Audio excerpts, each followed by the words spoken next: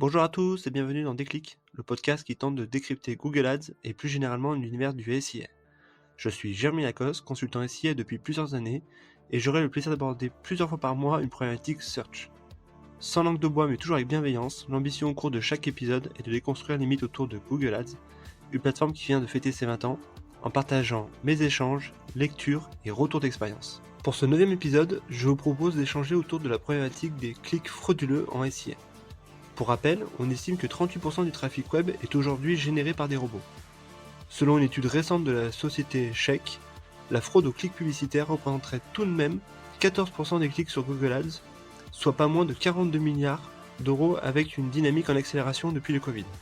A noter cependant qu'il y a de fortes disparités entre pays, avec notamment les pays anglo-saxons fortement exposés à ce genre de pratiques, mais également une forte disparité en fonction des secteurs d'activité, les plus exposés étant la photographie, les serruriers et la plomberie. Sujet plutôt tabou lorsqu'on discute avec les experts Google, il m'apparaît pourtant nécessaire d'avoir conscience de cette réalité, surtout dans un modèle encore largement construit au coût par clic et surtout avec des CPC en augmentation.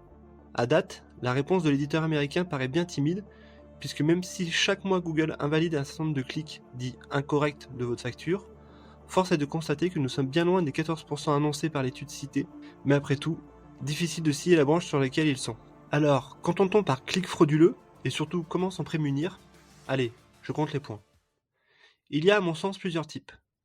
Il y a tout d'abord les clics manuels, qu'ils soient volontaires ou involontaires. Cela peut être le fait de collègues, familles, clients ou de concurrents malveillants. Dans ce cas-là, il y a 3 types de réponses possibles à mon sens. La première est l'exclusion d'adresses IP sur vos campagnes. Cela suppose de collecter toutes les adresses IP de l'entreprise et de les mettre en repoussoir. Naturellement, vos collègues qui seront en télétravail ou qui seront en 4G sur leur mobile pourront toujours cliquer par mégarde sur l'annonce. La deuxième est l'intégration de la liste d'emails de l'ensemble de l'entreprise en repoussoir via Customer Match de vos campagnes. Et enfin, la troisième réponse est la pédagogie. N'hésitez pas à faire circuler une note en interne en expliquant la différence entre le SIA et le SEO et en demandant naturellement à vos collègues de privilégier les résultats organiques. Ces 3 actions étant complémentaires et concernant principalement des clics venant de l'interne. Pour ce qui est de la concurrence, il n'y a malheureusement pas grand-chose à faire, à moins de réussir à récupérer d'une façon ou d'une autre les éléments précédemment cités.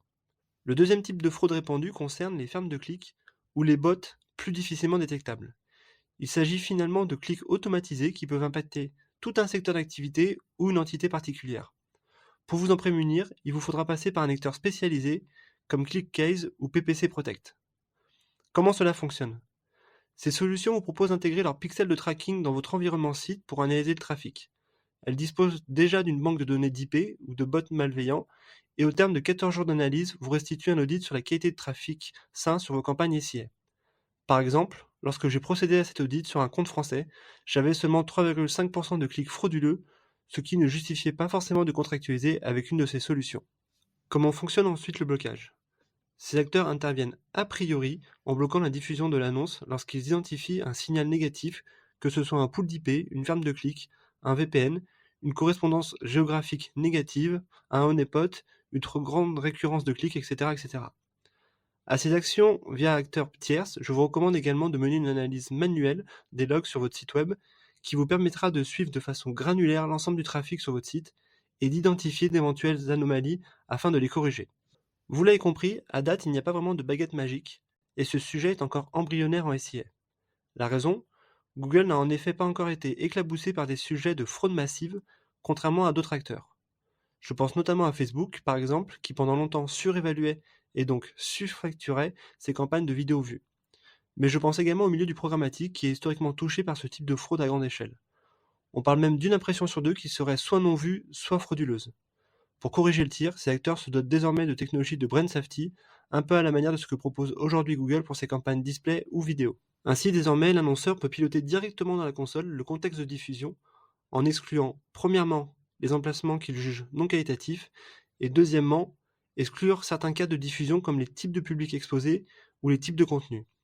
Enfin, il est également possible d'intégrer un acteur tierce, comme Integral Ad Science ou Double Verify, depuis DV360 pour monitorer le brand safety de vos campagnes et finalement ne payer que des publicités réellement vues. Voilà, ce 9e épisode touche déjà à sa fin, j'espère que vous avez eu le déclic. Comme toujours, je suis preneur de vos retours ou propositions de sujets en commentaire ou par message privé sur LinkedIn. D'ici là, prenez soin de vous Et si vous me cherchez, vous savez me trouver, sur Google bien sûr. Allez, à la prochaine!